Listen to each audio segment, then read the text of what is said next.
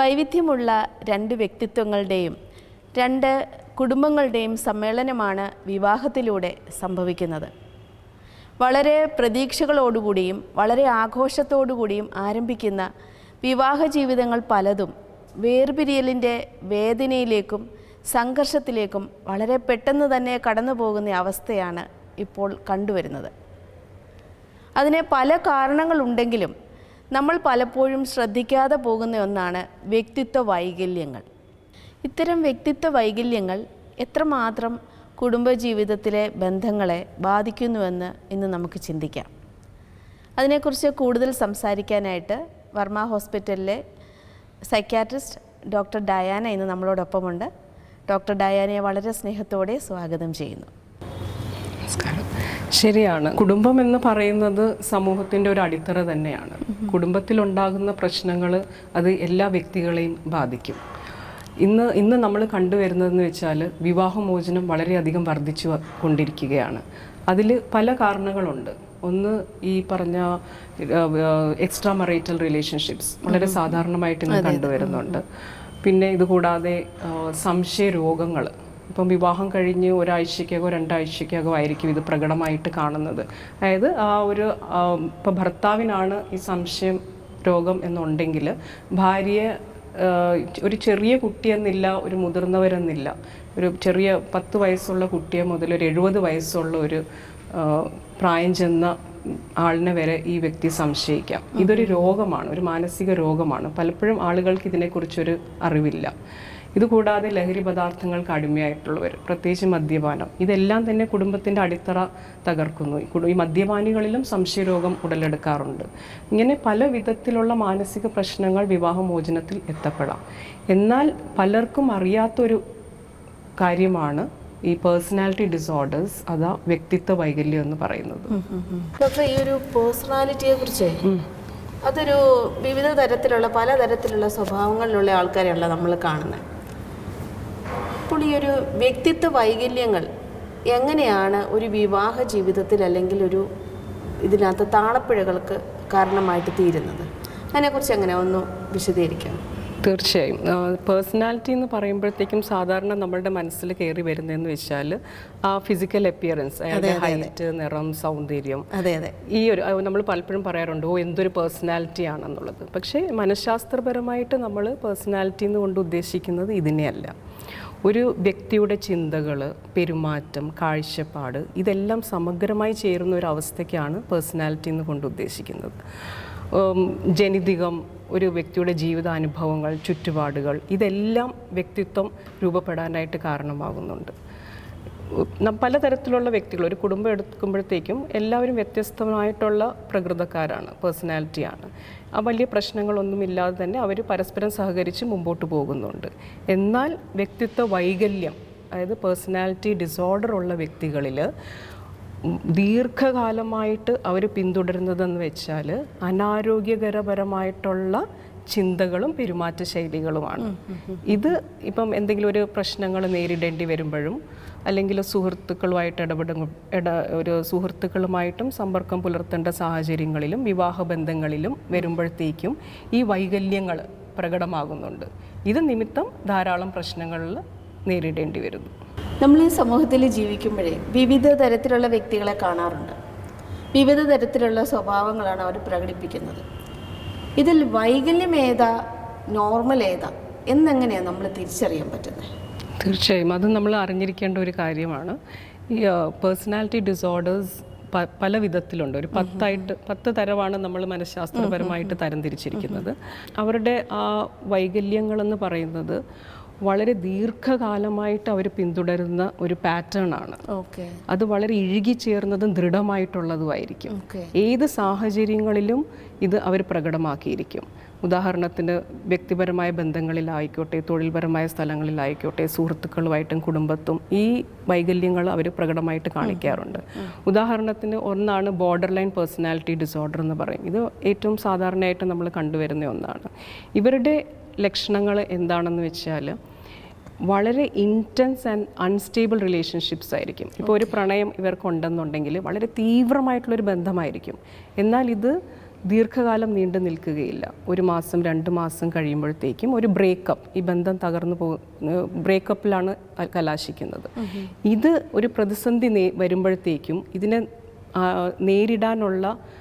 നേരിടാൻ അവർക്ക് കഴിയില്ല. അവരെങ്ങനെയാണ് ഇതിനെ നേരിടുന്നതെന്ന് വെച്ചാൽ, ഒന്നുകിൽ വളരെ അമിതമായിട്ട് കോപം പ്രകടിപ്പിച്ച് ഒരു പൊട്ടിത്തെറി, ഒരു ആങ്കർ ഔട്ട്ബേസ്റ്റ് ആയിട്ടായിരിക്കും ഇവർ പുറത്ത് കാണിക്കുന്നത്. അതെ, ഇവരുടെ വികാരങ്ങൾ ഇവർക്ക് നിയന്ത്രിക്കാൻ സാധിക്കുകയില്ല. ഉദാഹരണത്തിന് വീട്ടിലാണ് ഇങ്ങനെ ഒരു പ്രശ്നം എന്തെങ്കിലും നേരിടുന്നത്, നിസ്സാര കാര്യമാണെങ്കിൽ പോലും ഇവർ വളരെ തീവ്രമായിട്ടാണ് അതിനെ പ്രതികരിക്കുന്നത്. എന്തെങ്കിലും സാധനങ്ങൾ, കയ്യിലൊരു ഫോണാണെങ്കിൽ ഫോൺ എറിഞ്ഞ് പൊട്ടിക്കുക, TV തല്ലി പൊട്ടിക്കുക, അല്ലെങ്കിൽ തല സ്വയം മുറിവേൽപ്പിക്കുക, തല കൊണ്ടുപോയി ഭിത്തിയിൽ അടിക്കുക, ഇപ്പം ബ്ലേഡ് എടുത്ത് കയ്യിൽ വരിക. ഇവരുടെ ദേഹത്ത് പല വിധത്തിലുള്ള മുറിവ് പാടുകൾ കാണാൻ കഴിയും. ഈ തീവ്രമായിട്ടുള്ള പ്രതികരണങ്ങൾ, വികാരങ്ങളെ നിയന്ത്രിക്കാൻ സാധിക്കുകയില്ല, ഉപദ്രവിക്കുക. കുറച്ച് കഴിഞ്ഞ് ശാന്തമായി കഴിയുമ്പോൾ ഇവർക്ക് കുറ്റബോധം വരും. ഞാൻ ഈ ചെയ്തത് ശരിയല്ല. അവർ പറയുകയും ചെയ്യും, എനിക്ക് എന്തെന്നും നിയന്ത്രിക്കാൻ എന്നെ കൊണ്ട് സാധിക്കുന്നില്ല. കുറ്റബോധം, അവർ ക്ഷമ ചോദിക്കുകയും ചെയ്യും. അങ്ങനെ ചോദിച്ചു കഴിയുമ്പം എല്ലാവരും വിചാരിക്കും, ശരി, ഇനി ഈ വ്യക്തി മാറി, കുഴപ്പമില്ല. പക്ഷെ വീണ്ടും ഇതേപോലുള്ള സാഹചര്യങ്ങൾ വരുമ്പോഴത്തേക്കും സമാനമായിട്ടുള്ള രീതിയിലായിരിക്കും അവർ പ്രതികരിക്കുന്നത്. അതായത് നമ്മൾ അവരുടെ ഒരു ഹിസ്റ്ററി, ഏറ്റവും ഇമ്പോർട്ടൻ്റ് ആണ് അവരുടെ ഒരു ലോങ് ടേം ഹിസ്റ്ററി എടുക്കുക എന്നുള്ളത്. നമുക്കൊരു ഒറ്റ നോട്ടത്തിലോ അല്ലെങ്കിൽ ഒരു ആഴ്ചകളുടെ പരിചയത്തിലോ ഒരാളുടെ വ്യക്തിത്വം പൂർണ്ണമായിട്ടും മനസ്സിലാക്കാൻ കഴിയുകയില്ല. ഹിസ്റ്ററി എടുക്കുമ്പോഴത്തേക്കും നമ്മൾ കാണാൻ കഴിയുന്നതെന്ന് വെച്ചാൽ പല വിധത്തിലുള്ള ബന്ധങ്ങൾ ഇവർക്കുണ്ട്, പലപ്പോഴായിട്ട് പല ബന്ധങ്ങൾ ഇവർക്കുണ്ടായിട്ടുണ്ട്. അതിലൊന്നും ഒരു സ്ഥിരതയില്ല. പല പ്രാവശ്യവും ആത്മഹത്യാ ശ്രമങ്ങൾ, ഒന്നുകിൽ കൈമുറിക്കുക അല്ലെങ്കിൽ മരുന്നുകൾ എടുത്ത് കഴിക്കുക, ഇങ്ങനെ വരിക. ഇവർക്ക് എപ്പോഴും ഒരു എംപ്റ്റി ഫീലിംഗ് ആയിരിക്കും. അതായത് എനിക്ക് സ്നേഹം കിട്ടിയിട്ടില്ല, ആരും എന്നെ സ്നേഹിച്ചിട്ടില്ല, ഒരു സെൽഫ് എസ്റ്റീം കുറവായിരിക്കും. അങ്ങനെ ആകുമ്പോഴത്തേക്കും വീണ്ടും അവരത് അന്വേഷിച്ച് സ്നേഹബന്ധങ്ങളിൽ പോയി ഏർപ്പെടും. എന്നാൽ അവിടെ ഒരു സ്ഥിരത കാണുകയില്ല. ഇതുകൂടാതെ ലഹരി പദാർത്ഥങ്ങൾ ഉപയോഗിക്കാനുള്ള ഒരു പ്രവണത ഇവരിൽ കൂടുതലായിട്ട് കാണും. ചിലവരിൽ വളരെ സ്പീഡിന് ബൈക്കൊക്കെ എടുത്ത്, ആൺകുട്ടികളിലൊക്കെ കാണുന്ന ഇതാണ്, വണ്ടികൾ വളരെ സ്പീഡിന് ഓടിക്കുക, ബൈക്ക് എടുത്ത് പോകുക, ഇങ്ങനെയൊക്കെയുള്ള ടെൻഡൻസീസ് ഇവരിൽ കാണിക്കാറുണ്ട്.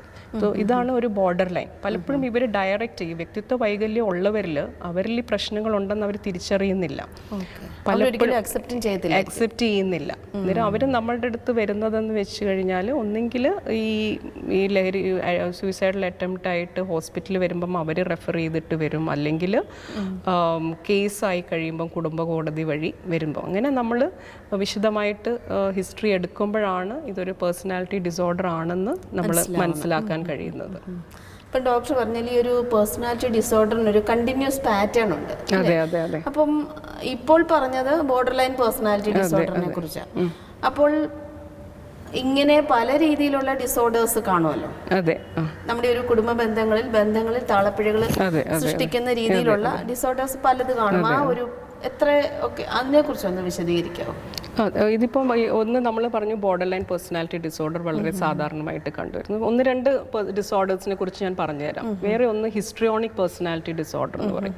ഇത് കൂടുതലും സ്ത്രീകളിലാണ് കണ്ടുവരുന്നത്. ഇവരിൽ നമ്മൾ പറയുന്നതെന്ന് വെച്ചാൽ വളരെ ഡ്രമാറ്റിക് ആണ് ഇവരുടെ പ്രസൻറ്റേഷൻ. അതായത് അതിതീവ്രമായ വികാരഭാവങ്ങൾ കാണിക്കുക എന്നുള്ളതാണ്. അതിനൊട്ടും ആഴം കാണില്ല. ഇപ്പോൾ സ്നേഹമാണെങ്കിൽ വളരെ സ്നേഹപ്രകടനങ്ങൾ അവർ കാണിക്കും, വിഷമമാണെങ്കിൽ തീവ്രമായ വിഷമങ്ങൾ അവർ കാണിക്കും. പക്ഷേ ഇതിനൊന്നും ഒരു ആഴം കാണില്ല. ഇപ്പോൾ അവരുദ്ദേശിക്കുന്ന കാര്യങ്ങൾ സാധിക്കാൻ കഴിഞ്ഞില്ല എന്നുണ്ടെങ്കിൽ വളരെ ഒരു സീനായിരിക്കും, കരയുക, ബഹളം വയ്ക്കുക, പിടിവാശി കാണിക്കുക. ഇവരിലും ഈ പറഞ്ഞ പോലെ കാര്യങ്ങൾ സാധിക്കാൻ വേണ്ടി 1-2 ഗുളികൾ എടുത്ത് കഴിക്കുക, അല്ലെങ്കിൽ ബ്ലേഡ് എടുക്കുമ്പോൾ ഒന്ന് വരിക, ഇങ്ങനെ കാണിക്കും. എന്നാൽ അവരുടെ കാര്യങ്ങൾ സാധിച്ചു കഴിയുമ്പോൾ അവർ വളരെയധികം സന്തോഷവതികളായിരിക്കും. ഇങ്ങനെയുള്ള വികാര പ്രകടനങ്ങൾക്ക് ആഴം കാണില്ല. പിന്നെയുള്ളത് ഇവർക്ക് എപ്പോഴും ശ്രദ്ധാകേന്ദ്രം ഇവരിലായിരിക്കണം എന്നുള്ളൊരു ചിന്തയാണ്. അതിനുവേണ്ടി ഇവരെന്തും പല മാർഗങ്ങൾ അവർ ഉപയോഗിക്കും. ഇവർക്ക് വസ്ത്രധാരണം, മേക്കപ്പ്, ഇതിലൊക്കെ താല്പര്യം വളരെ കൂടുതലായിരിക്കും. മറ്റുള്ളവരെ ആകർഷിക്കുന്ന രീതിയിൽ വസ്ത്രധാരണം നടത്തുക. പൊതുവെ പറയുവാണെങ്കിൽ വളരെ പക്വത കുറഞ്ഞ ഒരു പെരുമാറ്റ രീതികളായിരിക്കും. ഇങ്ങനെയുള്ളവരിൽ നമ്മൾ ആദ്യമേ കാണുമ്പോൾ വളരെയധികം താല്പര്യം തോന്നും, ഒരു ഇംപ്രഷൻ വരും. അങ്ങനെയുള്ളവരെ വിവാഹം കഴിക്കാനൊക്കെ ഒരു പ്രത്യേക പെട്ടെന്നൊരു പ്രണയത്തിൽ ഏർപ്പെടാനും വിവാഹം കഴിക്കാനുള്ള സാധ്യത കൂടുതലാണ് ഇങ്ങനെയുള്ള പേഴ്സണാലിറ്റീസിൽ. അവരെ പ്രസന്റ് ചെയ്യുന്ന രീതി വളരെ സീക്കിംഗ് രീതിയിലായിരിക്കും. എന്നാൽ റിയൽ ഒരു ഫാമിലി ലൈഫിൽ കടക്കുമ്പോഴായിരിക്കും പക്വതയോടുകൂടി പെരുമാറേണ്ട സ്ഥലങ്ങളിൽ അതില്ലാതെ വന്ന് പിടിവാശിയും നിർബന്ധങ്ങളും ശാഠ്യങ്ങളും ഒക്കെ കാണിക്കുമ്പോഴത്തേക്കും കുടുംബ പ്രശ്നങ്ങൾ നേരിടേണ്ടി വരുന്നുണ്ട്. ഇത് ഹിസ്ട്രിയോണിക് പേഴ്സണാലിറ്റി ഡിസോർഡർ എന്ന് പറയും. വേറൊരു വിഭാഗമുണ്ട് ആൻറ്റി സോഷ്യൽ പേഴ്സണാലിറ്റി ഡിസോർഡർ. ഇതിനകത്ത് നമ്മൾ കണ്ടുവരുന്നതെന്ന് വെച്ചാൽ ഒരു ക്രിമിനൽ സ്വഭാവം, കുറ്റവാസന ചെയ്യാനുള്ള ഒരു ടെൻഡൻസി ഇവരിൽ കൂടുതലായിട്ട് കാണും. അതായത് മറ്റുള്ളവരുടെ വികാരങ്ങളോ വിഷമങ്ങളോ ഇവരെ ഒന്നും ബാധിക്കാറില്ല, ഒരു പരിഗണനയും അതിന് കൊടുക്കാറില്ല. ഇപ്പോൾ ഒരു കുറ്റകൃത്യം ചെയ്തിട്ട് ജയിലിൽ പോയ ഒരു വ്യക്തി നമ്മൾ പലപ്പോഴും പത്രങ്ങളിൽ വായിക്കാറുണ്ട്. ഒരു മോഷണത്തിന് പോയ പ്രതി ജയിലിൽ അടച്ച് തിരിച്ചു വന്നതിന് ശേഷം ജാമ്യത്തിൽ ഇറങ്ങിയതിന് ശേഷം ആ സമയത്ത് വീണ്ടും മോഷണം നടത്തുക എന്നുള്ളത്. അപ്പോൾ ആ ഒരു ടെൻഡൻസി ഇവരിൽ എപ്പോഴും കാണും. ഇത് കൗമാരപ്രായം മുതലേ ഇത് പ്രകടമായിട്ട് കാണിക്കാറുണ്ട്. അതായത് കൗമാരപ്രായക്കാരിൽ കാണുന്നതെന്ന് വെച്ചാൽ വീട്ടിൽ നിന്ന് തന്നെ പൈസ മോഷ്ടിക്കുക, കള്ളം പറയുക, സ്കൂളിൽ പോവുക, കയറാതെ കൂട്ടുകാരുമൊട്ട് കറങ്ങി അടിച്ച് നടക്കുക, ലഹരി പദാർത്ഥങ്ങൾ ഉപയോഗിക്കുക, ഇങ്ങനെയൊക്കെയുള്ള ഒരു കോണ്ടാക്ട് ഡിസോർഡറായിട്ട് കുട്ടികളിൽ കണ്ടിട്ട് അത് പിന്നെ ഒരു മുതിർന്ന് കഴിയുമ്പോഴത്തേക്കും ഒരു ആൻറ്റി സോഷ്യൽ പേഴ്സണാലിറ്റി ആയിട്ട് വരും. ഇവരും വളരെ പ്ലസൻ്റായിട്ട് പ്രസൻറ്റ് ചെയ്യും, നമുക്ക് പെട്ടെന്ന് മനസ്സിലാകില്ല. പല സ്കീംസൊക്കെ ആയിട്ട് വരും, നമ്മൾ ആളുകളെ അവർക്ക് ചതിക്കാനായിട്ട് നന്നായിട്ട് സാധിക്കും. ഇവരുടെ ആ ഒരു സംസാര ശൈലിയും ഇതൊക്കെ വളരെ പെട്ടെന്ന് നമ്മൾ ആകൃഷ്ടരാകും. അത് വിശ്വസിച്ച് കാര്യങ്ങൾ ചെയ്യുമ്പോൾ പിന്നീടാണ് ആ ചതി എന്താണെന്നുള്ളത് നമുക്ക് മനസ്സിലാകുന്നത്. വളരെ അഗ്രസീവാണ് ഇവർ, പെട്ടെന്ന് വയലൻ്റ് ആകുക, ഉപദ്രവിക്കുക, അങ്ങനെ ഒരു വിഭാഗം ആൻറ്റി സോഷ്യൽ പേഴ്സണാലിറ്റി ഉണ്ട്. പിന്നെ ചില ആളുകൾ പാരനോയിഡ് പേഴ്സണാലിറ്റി എന്ന് പറയും. പാരനോയിഡ് എന്ന് വെച്ച് കഴിഞ്ഞാൽ അവർക്ക് കൂടുതലും സംശയം ദൃഷ്ടിയോടുകൂടിയാണ് അവരെല്ലാ കാര്യങ്ങളെയും വീക്ഷിക്കുന്നത്. അവരുടെ ബന്ധുക്കളാണെങ്കിലും സുഹൃത്തുക്കളാണെങ്കിലും ആരാണെങ്കിലും ഇപ്പം നമ്മളൊരു കാണുമ്പോഴത്തേക്കും എന്താണ് സുഖമാണോ എന്ന് ചോദിക്കുന്നത് പോലും ഏതൊരു ദുരുദ്ദേശത്തോടു കൂടിയാണ് ആ വ്യക്തി അത് ചോദിക്കുന്നത് എന്നുള്ള സംശയമായിരിക്കും. ഇപ്പം ഇങ്ങനെ ഒരു ആളെയാണ് ഒരു വളരെ നോർമൽ ഒരു വ്യക്തിത്വമുള്ള ഒരാൾ വിവാഹം കഴിക്കുന്നതെങ്കിൽ ഇവർ ഈ ഒരാളെയും കൂടെ നിയന്ത്രിക്കും, ബാക്കിയുള്ളവരുമായിട്ട് ഇടപെടരുത്. അതായത് അവർക്കൊരു സോഷ്യൽ കോണ്ടാക്ട്സ് ഒന്നും അധികം കാണില്ല. സംശയത്തോടു കൂടി മാത്രമേ എല്ലാ കാര്യങ്ങളും അവർ വീക്ഷിക്കുകയുള്ളൂ. ഇതൊക്കെ ഇങ്ങനെ പലവിധ പ്രശ്നങ്ങളിലേക്ക് നയിക്കാം. അപ്പോൾ ഈ വ്യക്തിത്വ വൈകല്യങ്ങൾ ഒരു ഇൻറ്റിമേറ്റ് റിലേഷൻഷിപ്പിനകത്ത് വരുമ്പോഴാണല്ലോ പ്രകടമാകുന്നത്. അപ്പോൾ ഈ റിലേഷൻഷിപ്പിനകത്ത് ഇതുപോലെ തന്നെ ബാധിക്കാവുന്ന വേറെയും പേഴ്സണാലിറ്റി ഡിസോർഡേഴ്സ് കാണില്ലേ? ഉണ്ട്, തീർച്ചയായിട്ടും ഉണ്ട്. അതാണ് നമ്മൾ കണ്ടിന്യൂ ചെയ്യാൻ പോകുന്നത്. ഒന്ന് പറയുന്നത് ഒബ്സസീവ് കമ്പൾസീവ് പേഴ്സണാലിറ്റി ഡിസോർഡർ എന്ന് പറയുന്ന ഒരു കാറ്റഗറി ഉണ്ട്. ഇത്തരക്കാർ വളരെ കൃത്യനിഷ്ഠക്കാരും കർക്കശക്കാരുമായിരിക്കും. തീർച്ചയായും ഇതൊക്കെ നല്ല ഗുണങ്ങൾ തന്നെയാണ്. പക്ഷേ ഈ കർക്കശ സ്വഭാവം അമിതമായാലും അവിടെ പ്രശ്നങ്ങൾ വരും. എക്സ്ട്രീം ലെവലിൽ പോകുമ്പോഴത്തേക്കും ഇത്തരക്കാരിൽ ജോലിയാണ് അവർക്കെല്ലാം. അതായത് അവരുടെ കുടുംബ ബന്ധങ്ങളും വിനോദങ്ങളും ഒന്നും ഇവർക്ക് കാണില്ല. ഏതെങ്കിലും ഒരു തൊഴിലിൽ ഏർപ്പെടുവാണെങ്കിൽ അത് പെർഫെക്റ്റ് ആയിട്ട് അപ് ടു ഡേറ്റ് ആയിട്ട് ഫിനിഷ് ചെയ്യുക, അതിനെക്കുറിച്ച് മാത്രമായിരിക്കും അവരുടെ ചിന്തകൾ. ഈ കർക്കശ സ്വഭാവം കൂടുമ്പോഴത്തേക്കും ഇങ്ങനൊരു വ്യക്തി ഇപ്പം വളരെ ജോവിയലായിട്ടുള്ളൊരു ഫാമിലിയിൽ നിന്നാണ് വിവാഹം കഴിക്കുന്നതെങ്കിൽ ഈ അമിതമായ നിയന്ത്രണങ്ങളും ഇതെല്ലാം തീർച്ചയായിട്ടും പ്രശ്നങ്ങൾ ഉടലെടുക്കും. അതായത് ഇപ്പം വീട്ടിലോട്ട് കയറി വരുമ്പോഴത്തേക്കും എല്ലാം വളരെ അടുക്കും ചിട്ടയും വൃത്തിയോടുകൂടി ഇരിക്കുന്നൊരു ഇരിക്കണമെന്ന് നിർബന്ധമുള്ളൊരു വ്യക്തിയായിരിക്കും.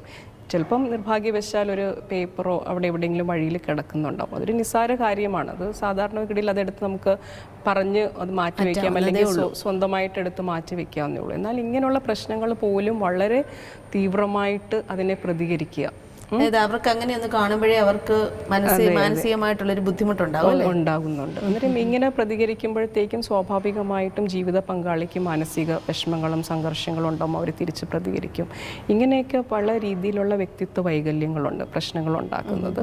വേറെ ഒന്ന് പറയുന്നത് നാർസിസിസ്റ്റിക് പേഴ്സണാലിറ്റി എന്ന് പറയുന്നത്. അതായത് നാർസിസ് എന്ന് വെച്ചാൽ ഞാനാണ് ഏറ്റവും വലിയ വ്യക്തി, ഞാനാണ് ഒരു രാജാവിൻ്റെ മനോഭാവത്തോടു കൂടിയുള്ളൊരു പെരുമാറ്റമായിരിക്കും ഈ വ്യക്തികളിൽ കുടുംബത്തിലും കാണിക്കുന്നത്. എല്ലാവരും ഞാൻ പറയുന്നത് കേൾക്കണം, ആ വ്യക്തി എന്താണോ ആഗ്രഹിക്കുന്നത് അതിനനുസരിച്ച് മറ്റുള്ളവരെ ചൂഷണം ചെയ്ത് മുമ്പോട്ട് പോകാൻ ഉള്ളൊരു പ്രവണത ആ വ്യക്തിയിൽ കാണിക്കും. വേറെ ഒരു പേഴ്സണാലിറ്റി ഡിസോർഡർ എന്ന് പറയുന്നത് സ്കിസോയിഡ് പേഴ്സണാലിറ്റി ഡിസോർഡർ. സ്കിസോയിഡിനകത്ത് അവർക്കധികം അറ്റാച്ച്മെൻറ്റ് കാണില്ല ഒന്നിനോടും, ഏകാന്തതയാണ് അവർ കൂടുതൽ ഇഷ്ടപ്പെടുന്നത്. അതെ, പുറമേ നോക്കുമ്പോഴത്തേക്കും വളരെ സൗമ്യ സ്വഭാവം, ശാന്തപ്രകൃതം, ദുശീലങ്ങളൊന്നുമില്ല, ഇത്ര മാത്രമേ കേട്ട് കാണുള്ളൂ. സ്വഭാവത്തിൽ വേറെ പ്രശ്നങ്ങളൊന്നും ഇല്ലയെന്ന് കാണുമ്പോഴത്തേക്കും സ്വാഭാവികമായിട്ടും വിവാഹബന്ധത്തിൽ ഇവർക്ക് താല്പര്യമില്ല. പക്ഷേ എന്തെങ്കിലും കാരണവശാൽ വിവാഹബന്ധം നടന്നാൽ പോലും ആ വൈകാരികപരമായിട്ടുള്ളൊരു ബന്ധം ജീവിത പങ്കാളിയുമായിട്ട് ഇവർക്ക് കാണുകയില്ല. ഒറ്റയ്ക്ക് ഇരിക്കാനുള്ളൊരു താല്പര്യമാണ് അവർ കൂടുതൽ കാണിക്കുന്നത്. ഇങ്ങനെയുള്ള കേസസിലും വിവാഹമോചനങ്ങൾ കൂടുതലായിട്ട് നടക്കാം. പിന്നെ ചിലർ വളരെയധികം ഉത്കണ്ഠ ആങ്സൈറ്റി കൂടുതലായിരിക്കും. ഇങ്ങനെ പല വിധത്തിലുള്ള ഇഷ്യൂസ് ഒരു കുടുംബജീവിതത്തിൽ ബാധിക്കാറുണ്ട്. വിവിധ തരത്തിലുള്ള വ്യക്തിത്വ വൈകല്യങ്ങളെക്കുറിച്ചും അതിൻ്റെ വിവിധ തരത്തിലുള്ള സ്വഭാവ പ്രത്യേകതകളെക്കുറിച്ചുമാണ് നമ്മൾ ഇതുവരെയും സംസാരിച്ചുകൊണ്ടിരുന്നത്. അപ്പോൾ ഈ ഒരു റിലേഷൻഷിപ്പിന്, ഈ ഒരു ബന്ധത്തിനകത്ത് ഉള്ള വ്യക്തിക്ക് എങ്ങനെയാണ് ഇതൊരു ഡിസോർഡേർഡ് പാറ്റേൺ ആണ്, ഇതൊരു ഓർഡർ അല്ല എന്നെങ്ങനെയാണ് നമുക്ക് മനസ്സിലാക്കാൻ പറ്റുന്നത്? നമുക്കറിയാം, ഒരു കുട്ടി ജനിക്കുമ്പോൾ തന്നെ പല പ്രകൃതങ്ങൾ അവർ കാണിക്കാറുണ്ട്. ടെമ്പറമെൻറ്റ്, ചില കുട്ടികൾക്ക് കരച്ചിൽ കൂടുതലായിരിക്കും, നിർബന്ധം പിടിവാശി കൂടുതലായിരിക്കും, ചിലർ വളരെ സൗമ്യ പ്രകൃതക്കാരുമായിരിക്കും. ഈ ടെമ്പറമെൻ്റൽ ഡിഫറൻസ് ചെറുപ്പത്തിലെ തന്നെ കാണിക്കാറുണ്ട്. ഒരു കൗമാരപ്രായത്തിലാകുമ്പോഴാണ് ഈ വ്യക്തിത്വ വൈകല്യത്തിൻ്റെ ലക്ഷണങ്ങൾ ഇവർ കാണിച്ചു തുടങ്ങുന്നത്.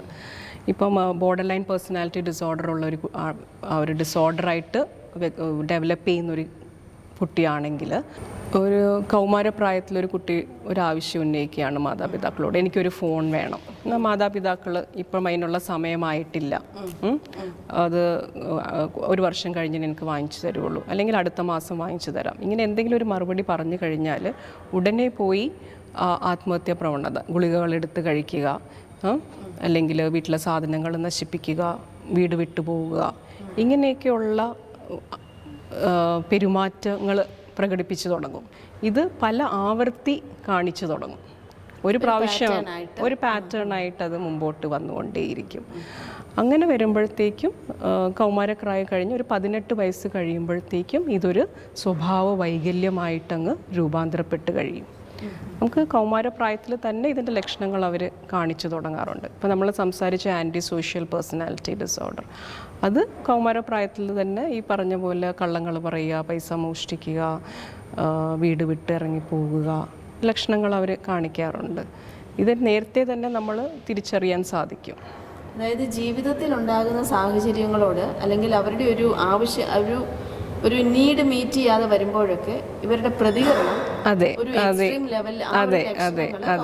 അതുകൊണ്ടാണ് നമ്മൾ ഈ പേഴ്സണാലിറ്റി ഡിസോർഡർ എന്ന് പറയുന്നത് തന്നെ. ഇത് വളരെ ആഴത്തിൽ പതിഞ്ഞതാണ്, പ്രകൃതങ്ങളായിട്ട് മാറിയതാണ്, ദൃഢവുമാണ്, ഡീപ്ലി ഇൻഗ്രെയിൻഡ് എന്നാണ് പറയുന്നത്.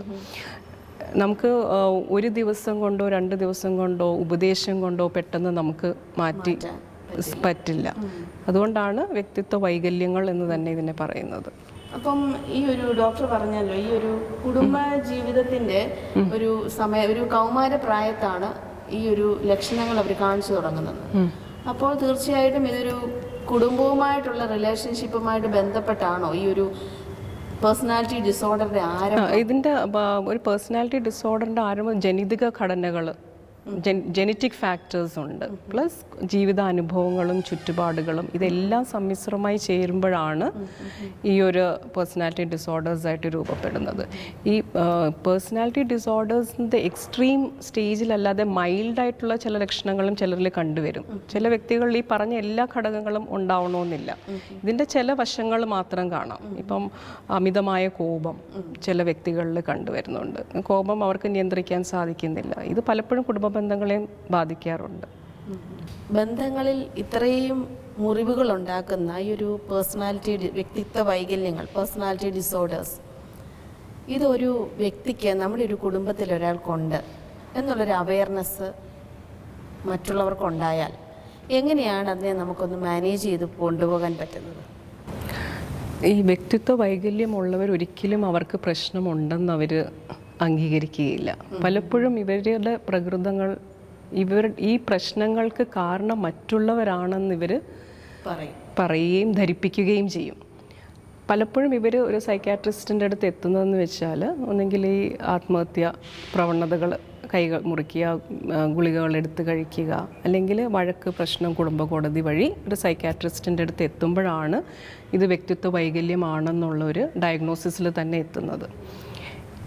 തീർച്ചയായിട്ടും ഇതിന് ഫലപ്രദമായ ചികിത്സകളുണ്ട്. അത് ഏറ്റവും ഉത്തമം വളരെ നേരത്തെ ഇത് തിരിച്ചറിയുകയും, അതായത് കുട്ടികളിലും കൗമാരപ്രായത്തിലും ഇത് തിരിച്ചറിയുകയും തുടർന്ന് വേണ്ട നടപടികൾ സ്വീകരിക്കുകയുമാണ്. നമ്മൾ കൗൺസിലിംഗ് വഴി എന്ന് വെച്ചാൽ ഇങ്ങനൊരു പ്രശ്നം എന്നിലുണ്ടെന്നുള്ള തിരിച്ചറിവ് അവർക്ക് ഉണ്ടാകാനായിട്ട് നമ്മൾ സഹായിക്കും.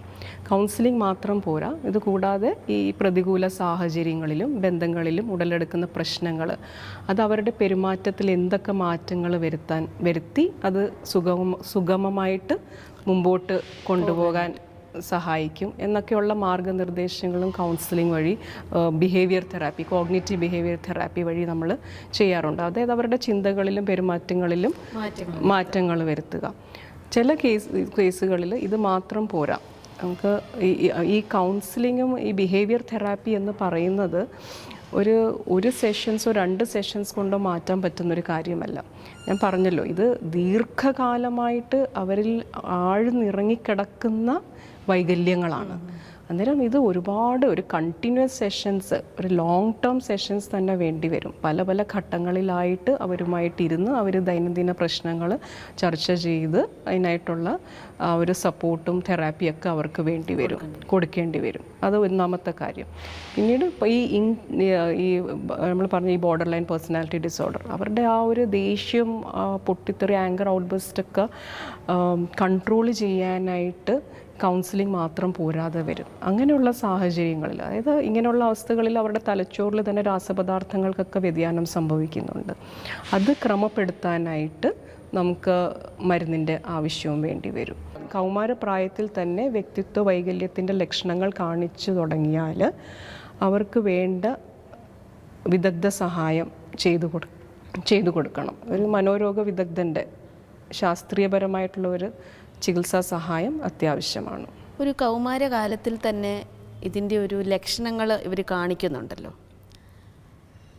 അപ്പോൾ എങ്ങനെയാണ് ഒരു കുടുംബ പശ്ചാത്തലത്തിൽ കൂടെ ഈ ഒരു കുഞ്ഞുങ്ങളുടെ ഒരു സ്വഭാവം ഒരു ഡിസോർഡേർഡ് ടെൻഡൻസിയിലേക്ക് മാറാതെ ഏതൊക്കെ രീതിയിൽ നമ്മുടെ കുടുംബ പശ്ചാത്തലങ്ങൾ നന്നാക്കാനായിട്ട് സാധിക്കും? ഒരു കുട്ടിയുടെ വ്യക്തിത്വ വികസനത്തിൽ പേരൻറ്റിങ്ങിന് വളരെയധികം പ്രാധാന്യമുണ്ട്.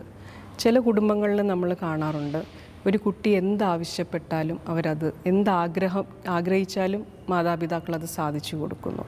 ഇപ്പം 5ലും 6ലും പഠിക്കുന്ന കുട്ടികളുടെ കയ്യിൽ ഐഫോൺ, ഐപാഡ്, ഇതൊക്കെ സാധാരണ പല കുടുംബങ്ങളിലും നമ്മൾ കാണാറുണ്ട്.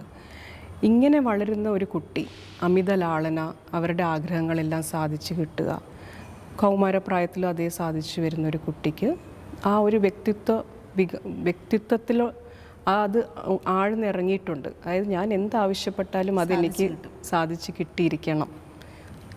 ഒരു 18-20 വയസ്സായി കഴിയുമ്പോഴത്തേക്കും ആരെങ്കിലും ഒന്ന് നോ പറയുകയാണ്, അല്ലെങ്കിൽ ഇപ്പോൾ പറ്റില്ല എന്ന് പറഞ്ഞു കഴിഞ്ഞാൽ വളരെ തീക്ഷ്ണമായിട്ടായിരിക്കും അവർ പ്രതികരിക്കുന്നത്. അതെ, വൈകല്യത്തോടു കൂടി തന്നെ ആയിരിക്കും പ്രതികരിക്കുന്നത്. ഇപ്പോൾ ഡോക്ടർ ഇപ്പോൾ മുമ്പേ പറഞ്ഞ പോലെ എല്ലാ കാര്യങ്ങളും സാധിച്ചു കൊടുക്കുന്നത് ഒരു മോശം പ്രവണതയാണെന്ന് പറഞ്ഞു അല്ലേ? അതൊരു ഡിസോർഡറിലേക്ക് നയിക്കാനുള്ളൊരു സാധ്യതയുണ്ട് അതിനകത്ത്. അപ്പോൾ അതുപോലെ തന്നെ നിരന്തരമായിട്ടുള്ള കുറ്റപ്പെടുത്തലുകളും അല്ലെങ്കിൽ വഴക്ക് പറച്ചിലുകളും കേട്ട് നീ ശരിയല്ല, നീ അങ്ങനെ ചെയ്യണം, കറക്ഷൻസ് എപ്പോഴും കേട്ട് വളരുന്നൊരു കുഞ്ഞിന് ആ ഒരു ഡിസോർഡേർഡായിട്ടുള്ളൊരു വ്യക്തിത്വത്തിലേക്ക് പോകാനുള്ളൊരു സാധ്യതയുണ്ടോ? വേറെ പല രീതിയിലായിട്ടായിരിക്കും പ്രകടമാകുന്നത്. ഒന്ന്, ആത്മവിശ്വാസക്കുറവായിട്ട് പ്രതിഫലിക്കാം.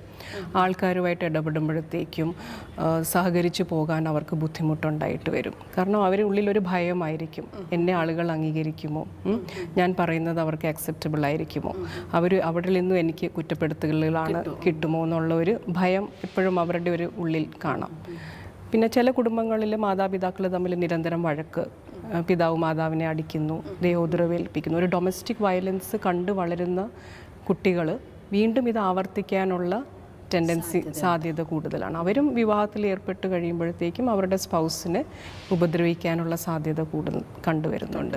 തീർച്ചയായിട്ടും ചുരുക്കി പറഞ്ഞാൽ കുടുംബ പശ്ചാത്തലം വളരെ പ്രധാനപ്പെട്ട ഒരു കാര്യം തന്നെയാണ്. ആരോഗ്യകരമായിട്ടുള്ള ഒരു കുടുംബ പശ്ചാത്തലത്തിൽ ജനിക്കുന്ന കുട്ടികളിൽ വൈകല്യങ്ങൾ കുറവായിട്ടാണ് നമ്മൾ കണ്ടുവരുന്നത്. അതായത് ഡോക്ടർ പറഞ്ഞതനുസരിച്ച് ഒരു ജനിതകമായിട്ടുള്ള ഫാക്ടേഴ്സ് ഉണ്ടെങ്കിൽ പോലും നല്ലൊരു കുടുംബ പശ്ചാത്തലത്തിനകത്തൂടെ പല കാര്യങ്ങളും നമുക്ക് നിയന്ത്രിക്കാനായിട്ട് സാധിക്കും. അതെ അതെ അതെ ഒരു പേഴ്സണാലിറ്റിയിലുണ്ടാകുന്ന ചെറിയ ചെറിയ വൈകല്യങ്ങളെ നമുക്ക് മാറ്റിയെടുക്കാൻ സാധിക്കും. എന്നാൽ പൂർണ്ണമായിട്ടുള്ള പേഴ്സണാലിറ്റി ഡിസോർഡേഴ്സ് ഒരു പക്ഷേ നമുക്കത് ബുദ്ധിമുട്ടായിട്ട്, എന്നാലും തീവ്രത നമുക്ക് കുറയ്ക്കാനായിട്ട് പറ്റും. തീർച്ചയായും പെട്ടെന്ന് തിരിച്ചറിയുകയും അതിൻ്റെ വേണ്ട നടപടികൾ സ്വീകരിക്കുകയും ചെയ്യുമ്പോഴത്തേക്കും അതിൻ്റെ തീക്ഷ്ണത നമുക്ക് കുറയ്ക്കാനായിട്ട് സാധിക്കും. വ്യക്തിത്വ വൈകല്യങ്ങൾ നമ്മളുടെ കുടുംബ ബന്ധത്തിൽ ഉണ്ടാക്കാവുന്ന താളപ്പിഴകളെക്കുറിച്ചാണല്ലോ ഇതുവരെ നമ്മൾ സംസാരിച്ചുകൊണ്ടിരുന്നത്. അതിനെക്കുറിച്ച് ഒരു സംക്ഷിപ്ത രൂപം ഡോക്ടർക്കൊന്ന് പറയാനായിട്ട് പറ്റുമോ? നമുക്ക് ഓരോരുത്തർക്കും ഓരോ വ്യക്തിത്വമുണ്ട്.